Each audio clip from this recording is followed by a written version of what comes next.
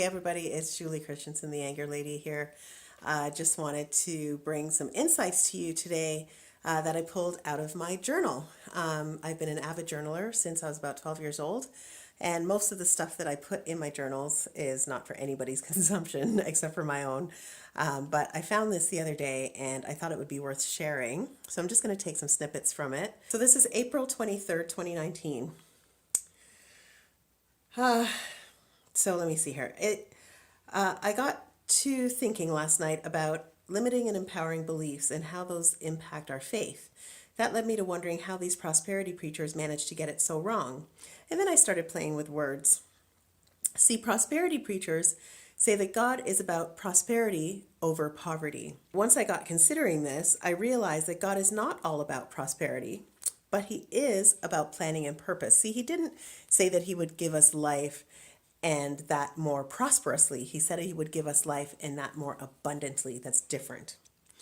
Ecclesiastes says that to everything there's a season, a plan, or a time, and a purpose under heaven.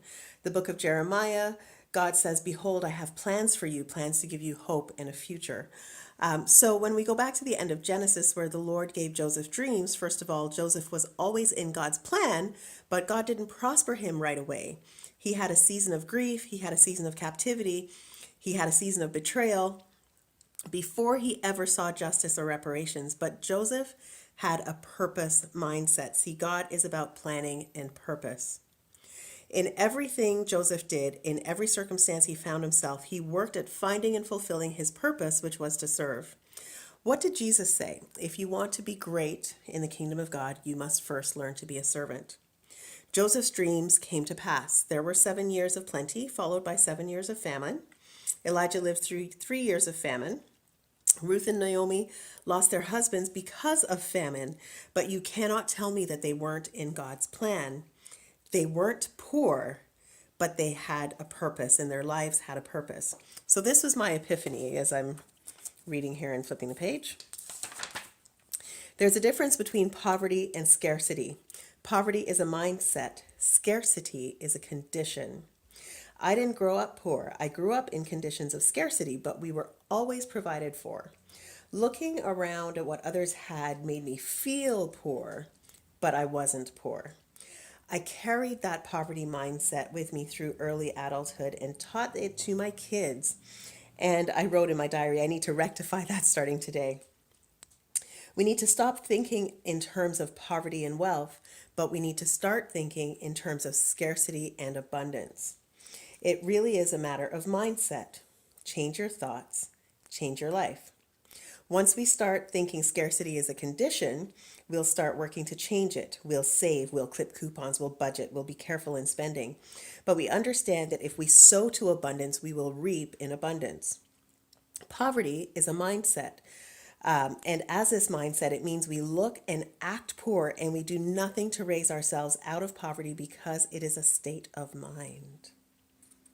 Okay, so we need to be purpose-driven, not prosperity-driven. We need to shift our mindset from poverty and riches to scarcity and abundance.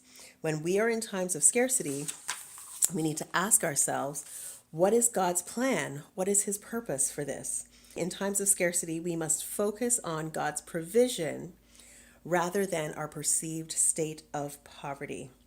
Isn't that awesome? I just wanted to share that with you. It was a little bit of an epiphany for me when I was writing this, obviously, because I had always, used that language. I don't have money for this. We can't afford it. Those sorts of things. And now I don't talk like that. I just talk about how we can make it happen, what we can do differently, how we can change our habits and change our thoughts to bring to fruition the things that we want in our lives. I hope that's helpful. This is all stuff that gets applied in my new book, Radical Positive Lasting Change. Change your thoughts, change your life.